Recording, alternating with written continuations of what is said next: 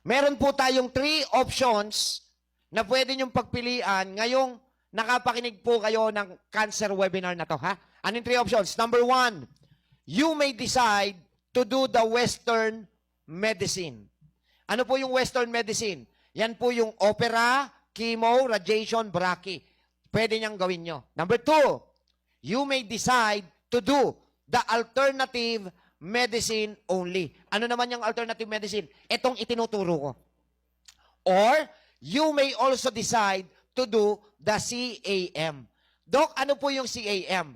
Complementary Alternative Medicine. Doc, anong ibig sabihin yan? Pinagsasabay ang Western at alternative. Okay? Doc, hindi ba masama yung pagsabayin? Hindi ho. Kaya nga may option number 3 eh. Kasi ang nakakatakot lang naman sa chemotherapy is dahil chemical ang ginamit ninyo, yung side effect. Okay? So, napapatay niya yung cancer cells, pero dahil may chemical siya, nakaka-apekto siya ng good cells and other organs. Samantalang, sa alternative naman, nutritional management ang ginagawa natin. So, yung kinemo ng Western, i-repair ngayon ni alternative. Ang tawag doon, pag pinagsabay nyo, CAM.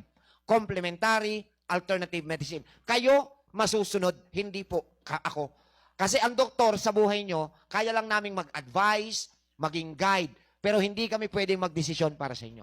Kayo magde-decide. Ukol dito.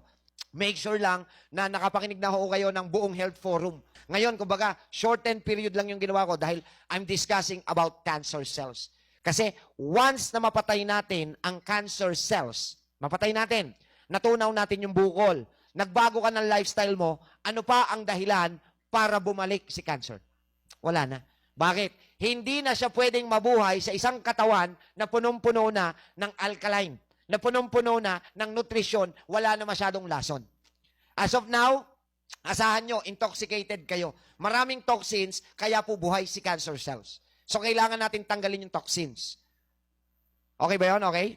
At matatanggal ang toxins kung susundin nyo yung 7 doctors. Walang bayad po yun. Kung hindi mo kaya magpa-araw, wala akong magagawa. Hindi mo kaya. Pero kailangan ng katawan mo. Saan ka kukuha ng vitamin D kung hindi ka magpapa-araw? Yung iniinom na vitamin D, di synthetic na naman yun, hindi yung natural. Kailangan kang pawisan. Paano magpapapawis to kung bedridden yung pasyente namin? Patayin ang aircon, walang electric fan, isarado ang bintana at pintuan, ang pasyente ay kumutan. Papawisan o hindi? Pag pinawisan, palitan yung damit, di nakapagpapawis siya. Kung hindi nyo kayang manakbo, di mag-stretching para magpapawis. Naniniwala ko lahat may solusyon. Di ba? With God, nothing is impossible. Kumain ng tama. Huwag magpapalipas ng gutom para hindi ka taasan ng acid. Bakit ba tumataas ang acid? Kasi humihingi na ng nutrisyon yung katawan nyo, ayaw nyo pang pasukan ng nutrisyon. Ang tendency, nagugutom ka, umaakyat yung acid, di acidic ka na naman. So pabalik-balik lang ang sakit. Bakit? Kasi wala kayong natutunan sa past mistakes. So kami po, nandito ngayon, tulungan namin kayo. Pero ang kaya naming tulong hanggang guidelines lang. Hanggang guidance. Kasi pag nakatalikod na ho kami, hindi namin alam kung susundin nyo ako. Tama ho ba? Pero ito tatandaan nyo. Hindi ko man kayo nakikita kung sumusunod kayo o hindi. Pero nakikita ho kayo ng Panginoon. At nakikita ng Panginoon yung mga taong tumutupad sa tamang disiplina. At naniniwala ako, ipagkakaloob ng Panginoon yung kagalingang hinahanap nyo nung pa. Amen?